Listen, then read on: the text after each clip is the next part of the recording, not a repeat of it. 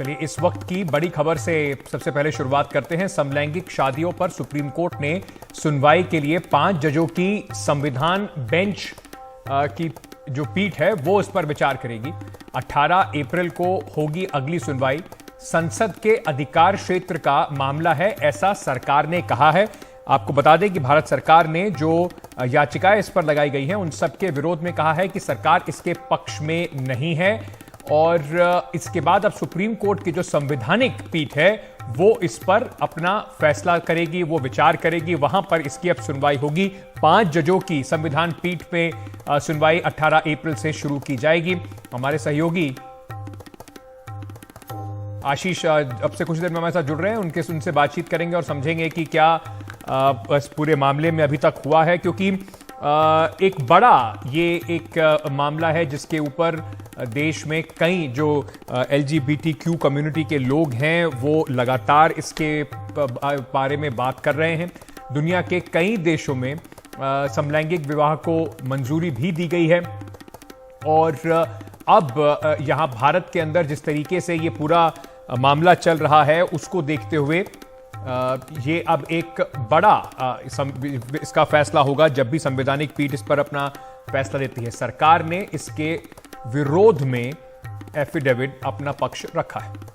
आशीष हमारे सहयोगी इस वक्त हमारे साथ जुड़ रहे हैं। आशीष, एक ये संविधान पीठ अब इस मामले को सुनेगी। सरकार ने इसके विपक्ष में अपनी बात रखी है। क्या क्या आज रहा और सरकार का इस पे मत क्या है और जो पेटिशन है वो क्या चाह रहे हैं?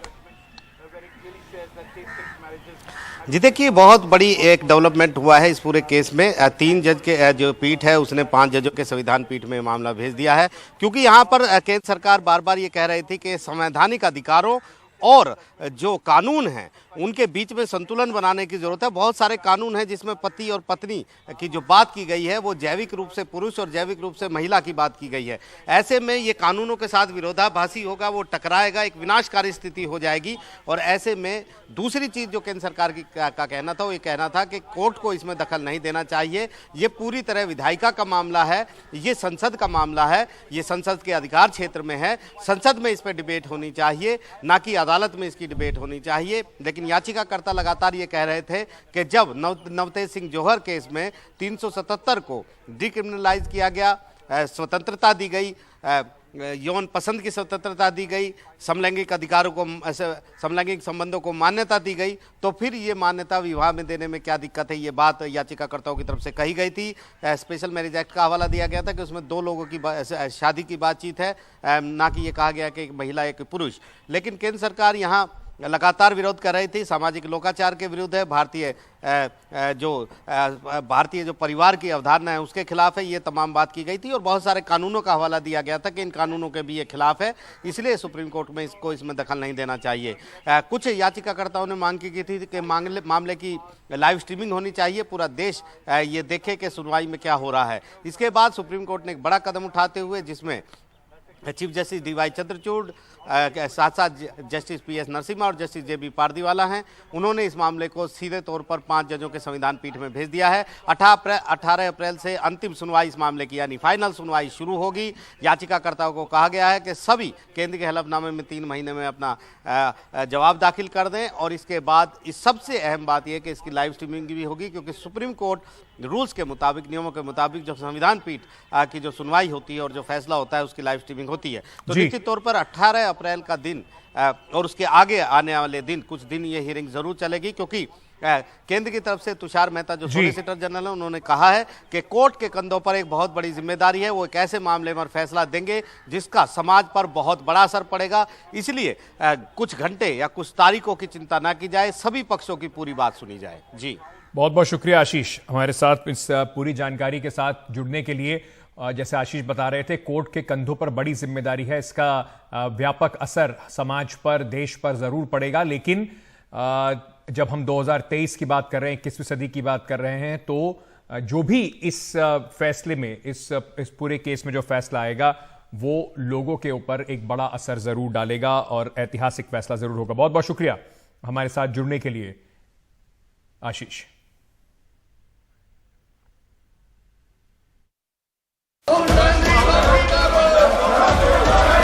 राजनाथ सिंह चाहिए। राहुल गांधी ने लंदन में जाकर भारत को बदनाम करने की कोशिश की है। पूरे सदन के द्वारा उनके इस व्यवहार को कंडेम किया जाना चाहिए।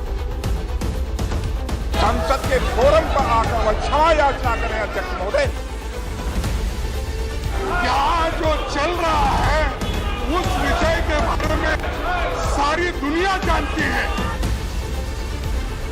पूरे देश ने देखा कि विदेशी धरती पर जाकर विपक्ष के नेता ने किस प्रकार से पूरे भारतवासियों के सिर पर चोट लगाई है। थोड़ा कुछ भी शर्म है तो राहुल गांधी इस सदन में आके माफी मांगना चाहिए।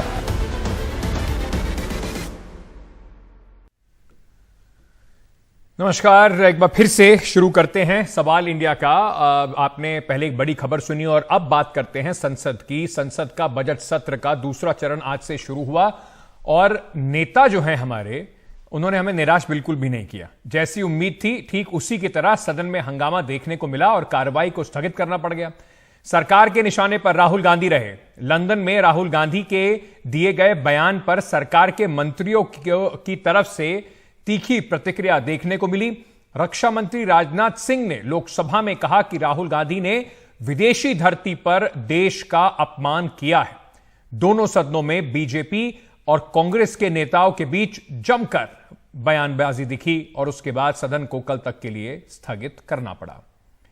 तो लंदन में जो बयान राहुल गांधी ने दिया था उसको लेकर पूरा हंगामा बरपा। राहुल गांधी ने विदेश में देश का अपमान किया, जैसे मैंने आपको बताया, ऐसा राजनाथ सिंह का कहना था। सदन में आकर माफी मांगे प्रहलाद जोशी जो संसदीय मंत्री हैं, उन्होंने भी ये बात कही। राहुल गांधी ने देश की गरिमा को गिराया है। पीयूष गोयल ने भी राज्यसभा में यह मामला उठाया। फिर वाइस प्रेसिडेंट, चेयरमैन राज्यसभा, उन्होंने कहा मेरे लिए चिंता आपके लिए चिंतन का विषय है। जगदीप धनखड़ ने जो विपक्ष के लोग हैं उनको इस बात का कही। और कुछ लोग देश के लोकतंत्र को विदेश में कटघरे में खड़ा कर रहे हैं। ये जो आज आप देख रहे हैं इसकी लाइन और लेंथ जो है वो कल ही तय हो गई थी, जब प्रधानमंत्री ने कर्नाटक में जाकर राहुल गांधी का नाम लिए बिना उनके ऊपर हमला किया था।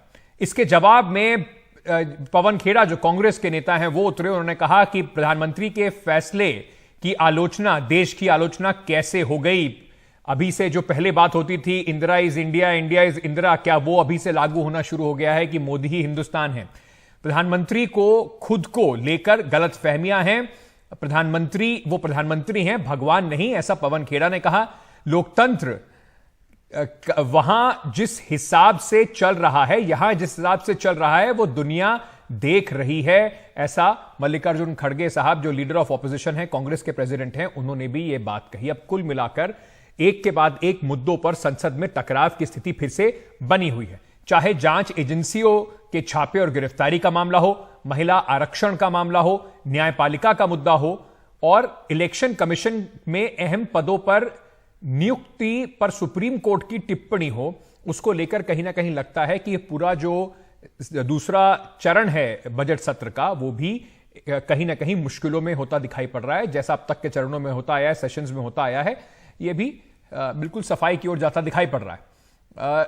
क्या ये सत्र भी हंगामे की बलि चढ़ जाएगा? ये इसी से शुरुआत कर रहे हैं आज सवाल इंडिया का। और हमारे साथ राकेश कपूर साहब जुड़ रहे हैं, वरिष्ठ पत्रकार हैं। कैलाश सोनी भारतीय जनता पार्टी के सांसद हैं, वो बस कुछ वक्त में हमारे साथ जुड़ने वाले हैं। सुरेंद्र राजपूत साहब जुड़ रहे हैं, प्रवक्ता हैं कांग्रेस के। आप सभी का बहुत बहुत शुक्रिया, स्वागत। मैं सबसे पहले आपसे ही शुरू करता हूं। सुरेंद्र राजपूत साहब, कल प्रधानमंत्री नरेंद्र मोदी ने राहुल गांधी का नाम तो नहीं दिया, लेकिन लाइन और लेंथ जो थी वो कल मोदी जी के भाषण से ही तय हो गई थी। अब वो जाहिर सी बात है इस बात को उठाएंगे। आप कांग्रेस के नेता हैं, देश की पार्लियामेंट में एमपी हैं, अगर आपको हमारे यहां पे कुछ भी चिंतन करना है, उस पर कोई टिप्पणी कर रही है तो देश में कीजिए। बाहर जाके जब आप ऐसी टिप्पणी करेंगे तो आप विदेशी लोगों को क्या न्योता दे रहे हैं भारत का तमाशा देखने के लिए?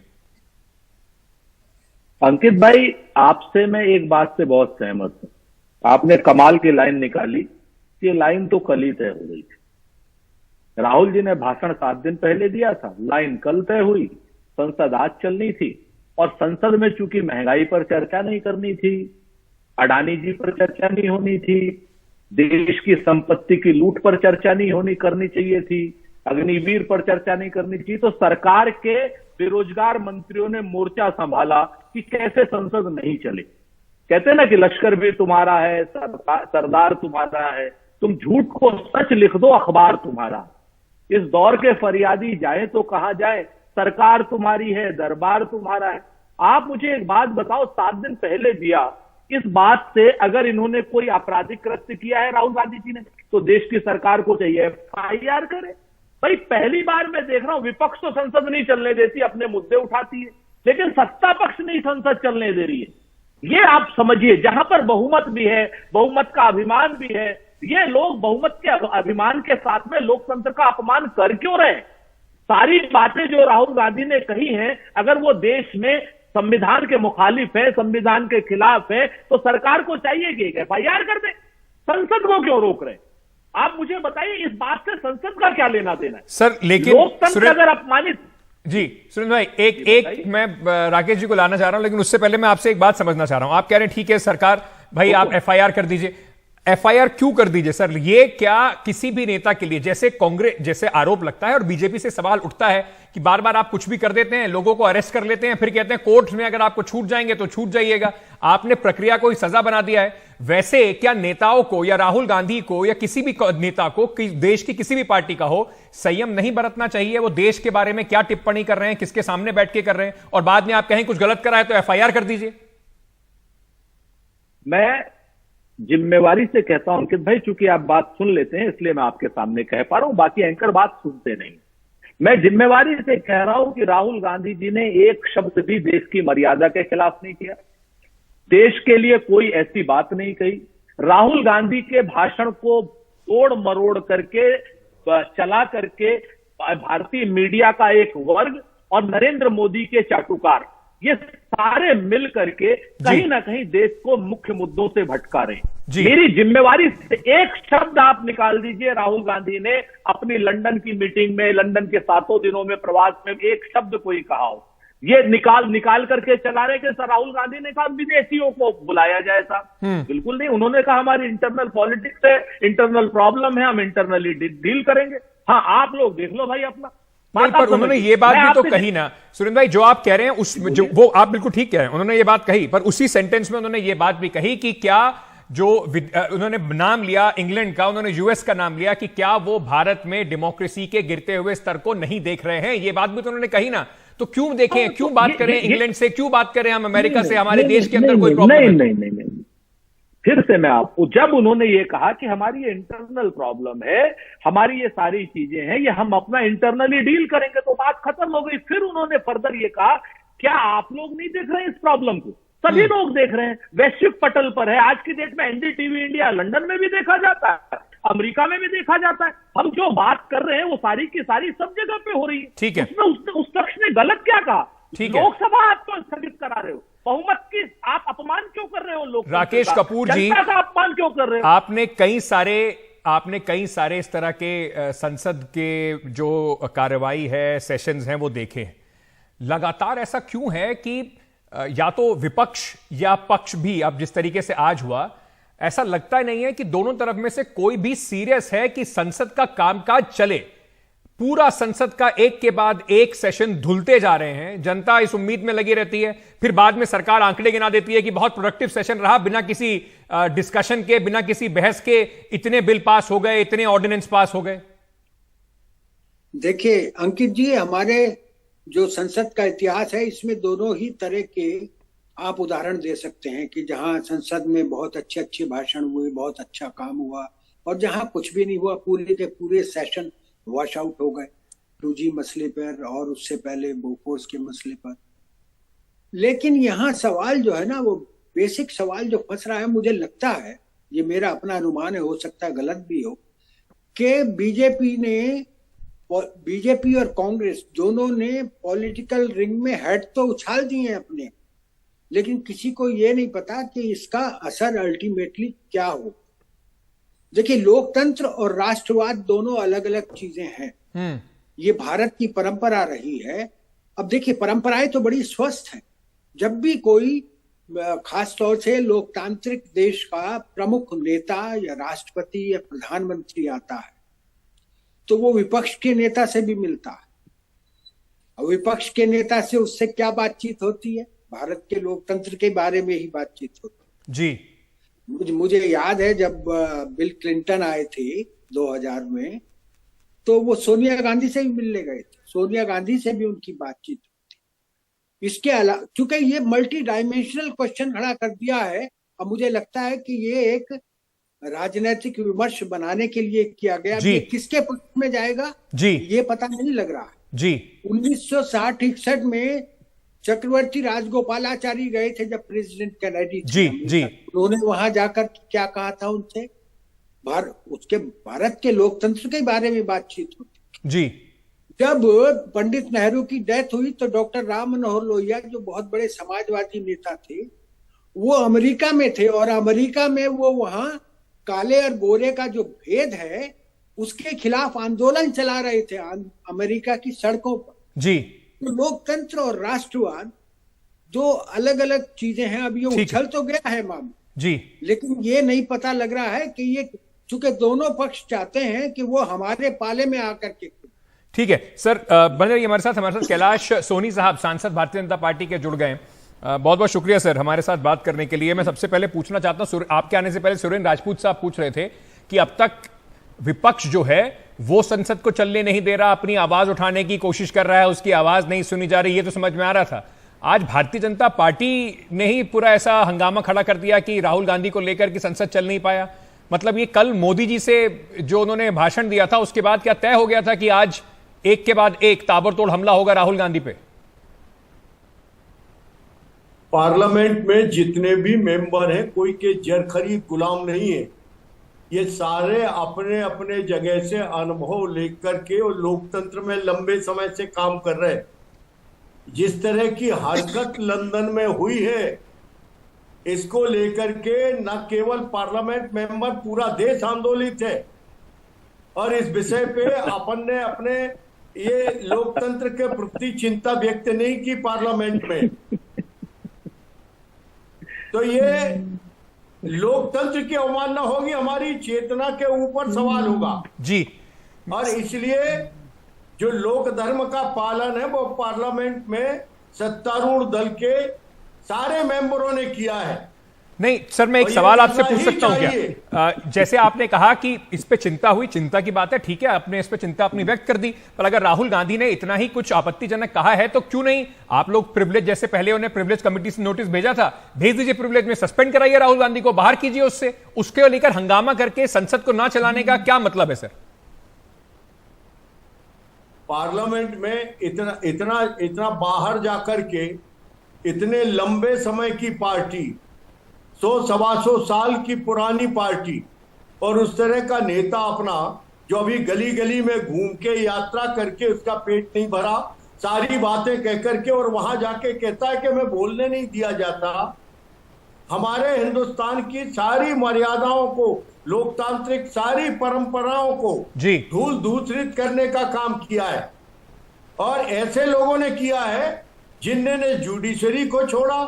आपके माध्यम से हम पूछना चाहते हैं कि इमरजेंसी में जब श्रीमती गांधी का चुनाव रद्द हो गया तब 3 सुप्रीम कोर्ट के जजेस को सुपरसीड करके अपने हक में फैसला लेने वाले, कल तक महाभियोग सिब्बल साहब पेश करने वाले कोई इंस्टीट्यूशन ऐसा नहीं है लोकतंत्र का कि जिसे कांग्रेस ने छोड़ा हो सर। लेकिन उससे कांग्रेस ने जो गलत किया इसी वजह से कांग्रेस सत्ता से बाहर है, वो जस्टिफिकेशन थोड़ी हो जाएगा जो अगर कुछ अगर आज उस पे होगा, कोई पैरेलल थोड़ी ड्रॉ हो जाएगा कि उन्होंने किया तो जो हम करेंगे तो ठीक रहेगा। सुरेंद्र राजपूत जवाब दीजिए, सीधा सीधा आप पे उठा रहे हैं सवाल कि राहुल गांधी पूरे हिंदुस्तान में उन्होंने पूरी ये जो यात्रा निकाली अपनी कश्मीर से कन्याकुमारी तक, वो लगातार बात करी, लोगों से उन्होंने बात करी, उनकी प्रेस कॉन्फ्रेंस दिखाई गई, सब कुछ करा, तो कहां उनको रोका जा रहा है बोलने से, जो वो कह रहे हैं बार बार कि मुझे बोलने नहीं दिया जाता?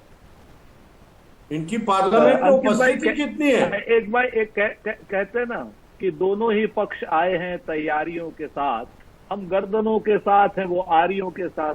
ये लुटेरे ही नहीं है, ये मूल रूप से जुल्मी भी है। ऐसी ऐसी बातें करते हैं। आज कह रहे हैं लोकतंत्र के प्रहरी हो गए इसलिए आज हमने संसद का काम नहीं चलने दिया। आप मेरी बात को समझो। मैं आपसे बड़ी सिंपल सी, कैलाश सोनी जी बड़े सीनियर सांसद, इनको इमरजेंसी की याद आ गई। क्यों याद आ गई? क्योंकि इनके आका ने इमरजेंसी से भी बदतर हालात कर दिए लोकतंत्र के यहाँ पर देश में, लोकसभा में। अगर ये लोग कल नरेंद्र मोदी के भाषण की बात नहीं मानते तो इनके ऊपर भी इनके ऊपर भी बेचारों के ऊपर बड़ा दबाव है। आज की डेट में ये लोकसभा के सांसद नहीं है, ये लोग मूल रूप से नरेंद्र मोदी के कहीं ना कहीं जर खरीद गुलाम की तरीके से व्यवहार कर रहे हैं। आज अगर इनको इसकी बात होती तो कम से कम ये राजपूत साहब ने बहुत मुकम्मल बात कही है। ये जर खरीद गुलाम का एटीट्यूड हिंदुस्तान के 100 साल का इतिहास है। सुन लो, विपक्ष की बात भी सुन एक करके सर, एक करके थोड़ा सा रखो। आप सुरेंद्र भाई फटाफट अपना जवाब दीजिए और ये भी बताइए कि राहुल गांधी को कहां बोलने से रोकना दिया जा रहा है? पार्लियामेंट में भी बोले, बाहर भी बोल रहे हैं, तो रोक कहां लिया गया उनको? 350 लोग जब राहुल गांधी खड़े होते हैं पार्लियामेंट में तो उनको बोलने से रोकते हैं। 350 लोग, जब आप 50-52 आदमियों की एमपी हैं हमारे, इनको रोकने को डरते हैं क्योंकि ये सब बेरोजगार है। इनका रोजगार सिर्फ पीएमओ एक सरकार चलाती है, उसके अलावा सारे एमपी, सारे मंत्री, सारे संतरी एक जैसे। इनको बोलने के लिए हो वाली ब्रिगेड हो गई है इन लोगों की, और इसमें सोनी साहब को भी परेशानी होती है क्योंकि जनता की सोनी साहब से जवाब ले लेते हैं सर। सोनी साहब से जवाब ले लेते हैं। सोनी साहब वो कह रहे हैं कि राहुल गांधी खड़े होते हैं तो सारी भारतीय जनता पार्टी उठकर उनका विरोध करने लगती है। वो लंदन में कुछ बयान दें तो आपके पूरी कैबिनेट के नेता उतर जाते हैं, उस पर ट्वीट करना शुरू कर देते हैं। रिजिजू साहब तो पता नहीं कैसी कैसी भाषाएं लिख देते हैं। नहीं, कोई बता तो दे गलत क्या बोला राहुल गांधी ने। इतना शर्मनाक है कि राजपूत साहब आप अपने आप को निकनेम कर रहे हैं ये बोल के। ये हिंदुस्तान के लोकशाही का, हिंदुस्तान के संविधान का, हिंदुस्तान की सारी जो शानदार परंपराएं हैं उन सब के खिलाफ यदि कहें तो ये राहुल गांधी का जो स्टेटमेंट है वो राष्ट्रद्रोह की श्रेणी में आता है। ऐसे लोग सर अगर राष्ट्रद्रोह की श्रेणी में आता है, सरकार आपकी, मेजॉरिटी आपकी, तो राहुल गांधी के ऊपर देशद्रोह का मुकदमा करके अंदर कीजिए। राहुल गांधी को संसद तो चलने दीजिए। सुरेंद्र जी मैंने एक सवाल पूछा है सर, मैंने एक सवाल पूछा, उसका जवाब देने दीजिए। अगर राष्ट्रद्रोह की श्रेणी में आता है सर, सरकार आपकी है, होम मिनिस्ट्री अमित शाह साहब को बोलिए करवाएं उन पे, दिल्ली पुलिस करे एक एफआईआर और कर दे उनको अंदर, संसद तो चले। अरे कमजोर और कायर लोग। सोनी साहब नहीं, ये पार्लियामेंट का विषय है, इनने हमारे लोकसभा पार्लियामेंट का विषय। ठीक है, मैं एक सेकंड आप लोगों को रोक रहा हूं। तेजस्वी यादव बिहार के उप मुख्यमंत्री, जिनके ऊपर रेड जो हुई थी उसके बारे में बात कर रहे हैं, जरा सुनवाते हैं। रेलवेंट टर्म से किसी को लेना देना नहीं। लालू जी 2005-4 से 9 तक ज्यादातर बहनों की मेरी शादी जो है 4थे नंबर की, 5वीं नंबर की, 6ठी नंबर की, 7वीं नंबर की बहनों की शादी 2012 के बाद हुई। अच्छे खासे परिवार में है, उनका व्यापार है, उनके यहाँ जा करके अगर घर खर्च का पैसा मिलता है, आप समझे 24-25 जगह छापा मारा, हर जगह 1 लाख 2 लाख भी मिलेगा तो 50 लाख तो ऐसे ही हो गया। उससे ज्यादा तो गिरिराज सिंह जी का जो चोरी हुआ था उससे ज्यादा पैसा तो वहां था, करोड़ों के रकम। तो इस तरह का भयावह न्यूज प्रोपेगेंडा सिर्फ इसलिए चालू किया गया कि सीबीआई ईडी के रेडों को सही ठहराया जाए। तो हम लोग डरने वाले लोग हैं नहीं, इनको जो करना है, कहना है, ये करते रहे। इसलिए हम लोग यहाँ वापस पटना अभी और आप लोग सब लोग जानते हैं मेरी जो धर्मपत्नी आखिरी महीना चल रहा है और हमेशा आखिरी महीने में उनको सेहत को लेकर के ज़्यादा से ज़्यादा देखभाल करना पड़ता है और ब्लड प्रेशर उनका रेगुलर हाई रहता है। और ये सीबीआई वाले, ईडी वाले आए यार, आधे घंटे में काम इनका खत्म हो गया, बाकी सारा टाइम ये बैठे रहे। हम लोगों ने चाय पिलाया, खाना खिलाया, बैठे रहे। हम बोले अब हो गया, पूरा घर देख लिया, सब कुछ देख लिया, जगह देख लिया, अब क्यों नहीं जा रहे? तो ऊपर से फोन आ जाएगा तो चलेगा। बैठने के लिए कहा गया था, न्यूज चलता है। अब आप बताइए, ये स्थिति है। अब इस पे हम क्या कहें? न्यूज लोगों कुछ लोग तो अलग ही हेडलाइन चलाते हैं। अदानी हम ही है क्या? 80,000 करोड़ का हमको लग रहा है देश के अदानी तो हम ही हो गए। सबसे ज्यादा रेड हमारे परिवार में आज तक पड़ा हुआ हिंदुस्तान के इतिहास में। सारी एजेंसियां हमारे पीछे लगी हुई। 80,000 करोड़ वाला, ड्रग्स वाला सब गायब हो गया। भाजपा के यहाँ कोई नहीं जाता। तो इसलिए हमने पहले भी कहा था कि बौखलाहट जो यहाँ हम लोगों ने चुनौती दी पूर्णिया में, और भीड़ देख के जब पकड़ा गई भाजपा उसी टाइम सरेंडर कर दिया। लड़ने दीजिए। पहले का क्या हुआ? लड़े, हम जीते कई मुकदमे। अब हर चीज ये सब बताने की चीजें थोड़ी ना होती है। हम लोग चाहते अपना काम जो है बिहार की सेवा करें, बिहार के उत्थान के लिए काम करें। और यहाँ हम लोगों को ये लोग चाहता है कि डाइवर्ट करें। अभी भाजपा ये सब चिल्ला रहा है, जरा पूछेगा, लोग माफी मांगेगा कि चलाया नीचे की। तो आप सुन रहे थे तेजस्वी यादव को, डिप्टी मुख्यमंत्री बिहार के, जो कह रहे थे कि देखिए किस तरीके से प्रताड़ित किया जा रहा है। एजेंसीज जो उनके घर पर आके इतने दिनों से बैठी रहती है। हमारे मेहमान हमारे साथ अभी भी जुड़े हुए। मैं फटाफट इस पे प्रतिक्रिया ले लेता हूं क्योंकि ये भी एक बड़ा मुद्दा है जिसको लगातार उठाया जा रहा है। सबसे पहले सोनी साहब आपसे ही पूछ लेता हूं, सुन रहे थे आप तेजस्वी यादव को, सारा विपक्ष इस बात को एक सुर से कह रहा है कि देखिए एजेंसीज जो हैं वो आपके एक्सटेंशन की तरह काम करती हैं, उनको सिर्फ वही राज्य दिखाई पड़ते हैं जिनका रंग जो है वो केसरिया नहीं है। मोदी जी तो नहीं थे जब लालू साहब का केस बना, लालू साहब को सजा हुई, जेल काट के आए। आखिर सारे लोग ये लोकधन खा क्यों लेते हैं कि इनके यहाँ रेड पड़े? जिन जिन ने खाया उनके यहाँ रेड पड़ रही है। और ये सारे लोगों को तकलीफ है, इनकी राष्ट्रीय एकता है। विषय ये है कि खा क्यों लेते भाई? अपनी बच्चियों को क्यों इसमें आपने शामिल कर लिया? अपने बहनों को क्यों शामिल कर लिया? 4 लाख का बंगला, 150 करोड़ का बंगला 4 लाख का बताओगे? अभी हमने सजा नहीं कराई है, कांग्रेस के जमाने के मुकदमे लालू साहब के ऊपर। जी, तो ऐसे मुकदमे कांग्रेस के जमाने के कुछ और भी नेता हैं जिनका मैं नाम आपको याद दिला दूं। हेमंत बिस्वा शर्मा है उसमें, उनके ऊपर भी कुछ मुकदमे थे।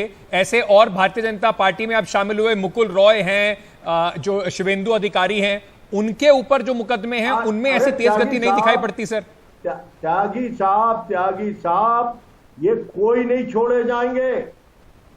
हम दावे के साथ कह रहे हैं, जीरो टॉलरेंस वाले हमारे प्रधानमंत्री जी अपने घर के प्रति कितना सुचितापूर्ण जीवन जीने वाला आदमी है, ये कर सकता है।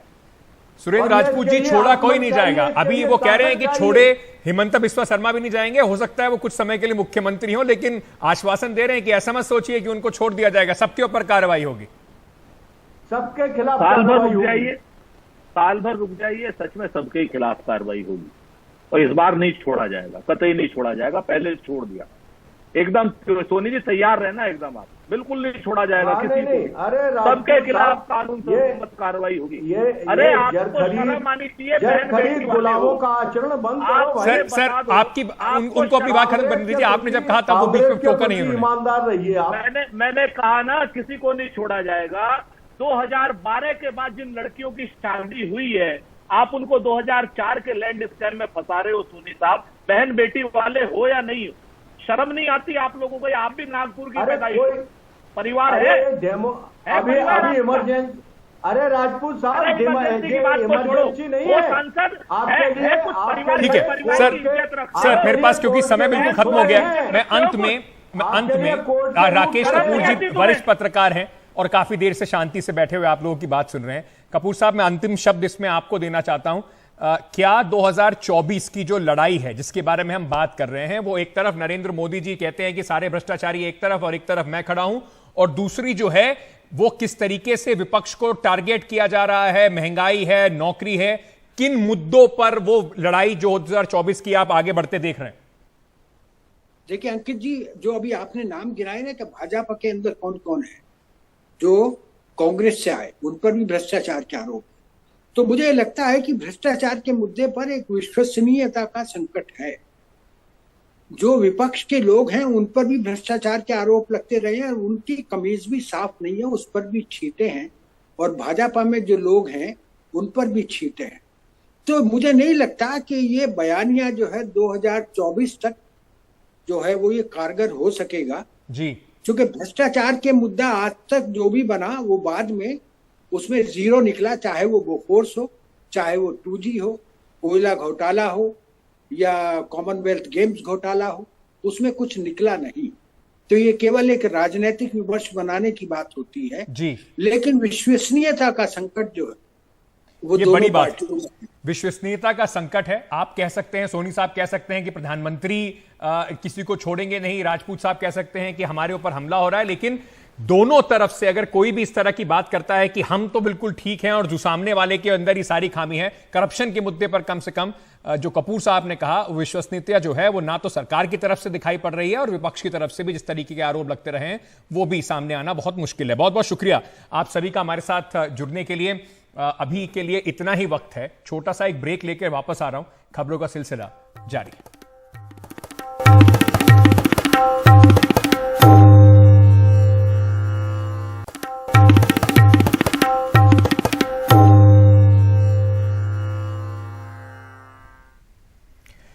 पंजाब के 5 किसान संगठन अपनी मांगों को लेकर आज दिल्ली के जंतर मंतर पर प्रदर्शन कर रहे हैं। इसके लिए आज सुबह से ही किसान संगठन से जुड़े लोग बंगला साहिब गुरुद्वारे में जमा हो रहे थे, जिसे देखने हुए आरएएफ की बड़ी संख्या में तैनाती की गई। आज के प्रदर्शन में पंजाब के किसानों के 5 संगठन बीकेयू राजेवाला, ऑल इंडिया किसान फेडरेशन, किसान संघर्ष कमेटी, पंजाब बीकेयू मनसा और आजाद किसान संघर्ष कमेटी शामिल है।